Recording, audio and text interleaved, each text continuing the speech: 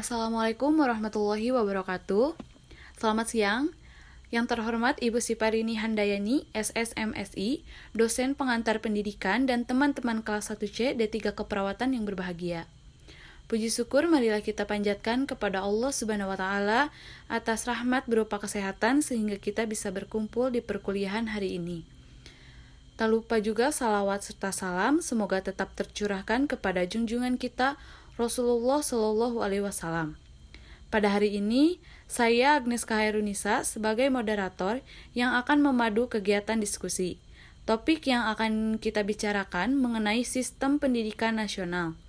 Sebelum diskusi dimulai, saya akan memperkenalkan anggota kelompok 4 yang akan menyampaikan materi, yaitu yang pertama, ada Aisyah Siti Amelia, Anissa Diah, Cindi Aprilianti, Dini Julianti, Siti Wahyuni, dan Yulia Dian Fitri. Untuk materi yang pertama akan disampaikan oleh Aisyah Siti Amelia. Kepada Aisyah, mangga dipersilahkan.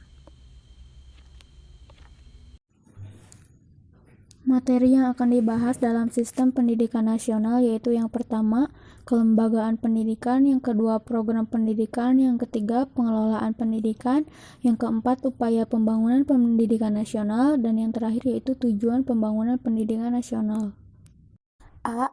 Kelembagaan pendidikan. Kelembagaan pendidikan dibagi menjadi dua hal, yaitu 1. Jalur pendidikan. Jalur pendidikan adalah wahana yang dilalui peserta didik untuk mengembangkan potensi diri dalam suatu proses perkembangan yang sesuai dengan tujuan pendidikan. 2. Jenjang pendidikan. Jenjang pendidikan adalah tahap pendidikan yang ditetapkan berdasarkan tingkat perkembangan peserta didik, tujuan yang akan dicapai, dan kemampuan yang dikembangkan. Selanjutnya yaitu ada program pendidikan. Yang pertama yaitu ada pendidikan umum. Pendidikan umum merupakan pendidikan dasar dan menengah yang mengutamakan perluasan pengetahuan yang diperlukan oleh peserta didik untuk melanjutkan pendidikan ke jenjang yang lebih tinggi. Bentuk pendidikannya yaitu seperti SD, SMP, dan SMA. Yang kedua yaitu pendidikan kejuruan. Pendidikan kejuruan adalah pendidikan menengah yang mempersiapkan peserta didik terutama untuk bekerja dalam bidang tertentu. Yang ketiga yaitu ada pendidikan akademik. Pendidikan akademik adalah pendidikan tinggi yang diarahkan terutama pada penugasan dan pengembangan disiplin ilmu pengetahuan, teknologi, dan lain-lain. Yang keempat yaitu ada pendidikan profesi. Pendidikan profesi adalah pendidikan tinggi setelah program pendidikan sarjana yang mempersiapkan peserta didik untuk memiliki pekerjaan yang persyaratan keahlian khusus. Yang kelima yaitu ada pendidikan keagamaan. Pendidikan keagamaan adalah pendidikan dasar menengah dan tinggi yang mempersiapkan peserta didik untuk mendapatkan atau menjalankan peranan yang menuntut penugasan pengetahuan tentang ajaran agama atau menjadi ahli ilmu agama. Yang keenam yaitu ada pendidikan kedinasan. Pendidikan kedinasan merupakan sekolah dengan jaminan ikatan dinas dan dapat diangkat langsung menjadi calon pegawai negeri sipil atau CPNS. Yang terakhir yaitu ada pendidikan khusus atau ABK. Pendidikan khusus adalah penyelenggaraan pendidikan untuk peserta didik yang berkelainan atau peserta didik yang memiliki kecerdasan luar biasa yang diselenggarakan secara inklusif. C. Pengelolaan pendidikan. Pengelolaan pendidikan merupakan serangkaian kegiatan merencanakan, mengorganisasikan, memotivasi, mengendalikan, dan mengembangkan segala upaya di dalam mengatur dan mendayagunakan sumber daya manusia, sarana, dan prasarana untuk mencapai tujuan pendidikan. Selanjutnya yaitu upaya pembangunan pendidikan nasional. Yang pertama, ketersediaan aksesibilitas dan daya tampung. Dalam hal ini, daya tampung yang dimaksud yaitu tentang pembangunan gedung sekolah.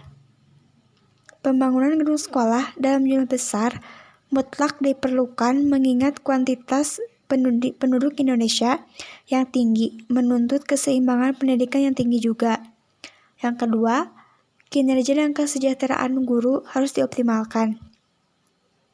Berdasarkan Undang-Undang Nomor 14 Tahun 2005 tentang Guru dan Dosen, Pasal 14-16 disebutkan tentang hak dan kewajiban, di antaranya bahwa hak guru dalam memperoleh penghasilan adalah di atas kebutuhan hidup minimum dan jaminan kesejahteraan sosial, mendapatkan promosi dan penghargaan, berbagai fasilitas untuk meningkatkan kompetensi, berbagai tunjangan seperti tunjangan profesi, fungsional, tunjangan khusus bagi guru di daerah khusus, serta berbagai maslahat tambahan kesejahteraan.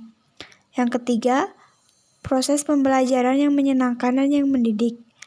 Dalam PP nomor 19 tahun 2005 tentang Standar Nasional Pendidikan disebutkan bahwa dalam pasal 19-22 mengenai standar proses pendidikan bahwa proses pembelajaran pada satuan pendidikan diselenggarakan secara interaktif, inspiratif, menyenangkan, menantang, memotivasi peserta didik untuk berpartisipasi aktif, serta memberikan ruang yang cukup bagi prakarsa, kreativitas, dan kemandirian sesuai bakat, minat, dan perkembangan fisik serta psikologis peserta didik. Yang keempat, jumlah dan kualitas buku yang harus memadai. Diatur dalam PP nomor 19 tahun 2005 tentang SNP dalam pasal 42 mengenai standar sarana yang meliputi perabot, peralatan pendidikan, media pendidikan, buku, dan sumber belajar lainnya, bahan habis pakai, serta perlengkapan lain yang diperlukan untuk menunjang proses pembelajaran yang teratur dan berkelanjutan. Yang kelima, yaitu ketersediaan anggaran.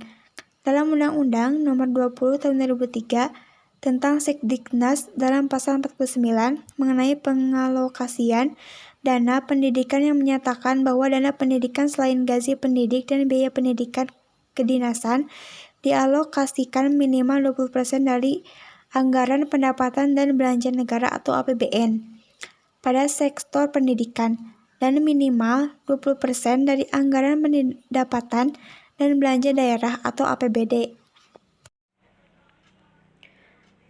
Yang terakhir ada tujuan pembangunan pendidikan nasional. Tujuannya diantaranya yaitu yang pertama, meningkatkan iman, takwa, dan akhlak mulia. Yang kedua, meningkatkan penguasaan ilmu pengetahuan dan teknologi. Yang ketiga, meningkatkan sensitivitas dan kemampuan ekspresi estetis. Yang terakhir, meningkatkan kualitas jasmani. Apakah ada yang ditanyakan? Jika ada yang ingin ditanyakan, bisa di kolom komentar. Demikian presentasi dari kelompok 4. Mohon maaf jika ada salah kata dalam pengucapan. Semoga ilmunya dapat dipahami dan berkah. Saya pamit. Wassalamualaikum warahmatullahi wabarakatuh.